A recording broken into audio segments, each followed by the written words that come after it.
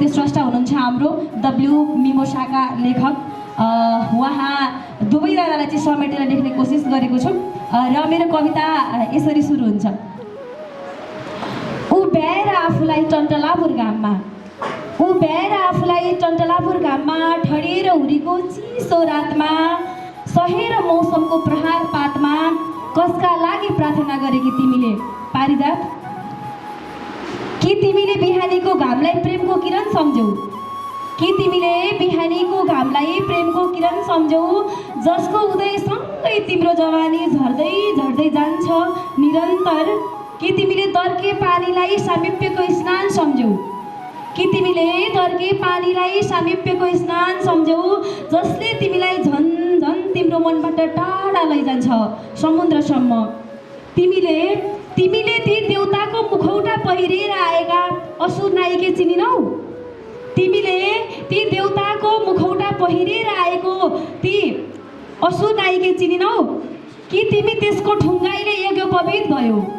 कि तिमी त्यसको ठुङ्गाइले यज्ञोपवीत भयो र विस्पान गरिरह्यौ गरिरह्यौ गरिरह्यौ?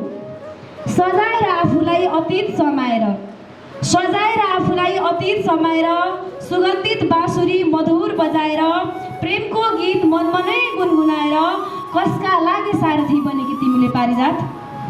कि तिमीलाई पत्तो छैन, कि तिमीलाई पत्तो छैन चितामा चढ्नु पर्छ भनेर, आगोले जल्नु पर्छ भनेर, भगवानकै चरणमा चढ्न पनि, भगवानकै चरणमा चढ्न पनि जवानीमै चुडिनु पर्छ भनेर?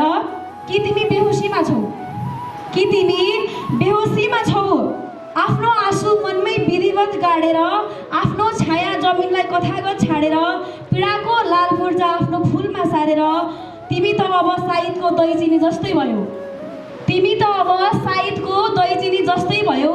सबैको मुखमा परिरह्यौ परिरह्यौ परिरह्यौ, आफू नै हुनुको प्रमाण दिएर, आफू नै हुनुको प्रमाण दिएर, काट्नै नसकिने भाग्यरेखा भएर, आफ्नै मर्यादाको अथाह गुणगान गाएर, कसका लागि व्रत बसेकी तिमीले पारिजात? धन्यवाद।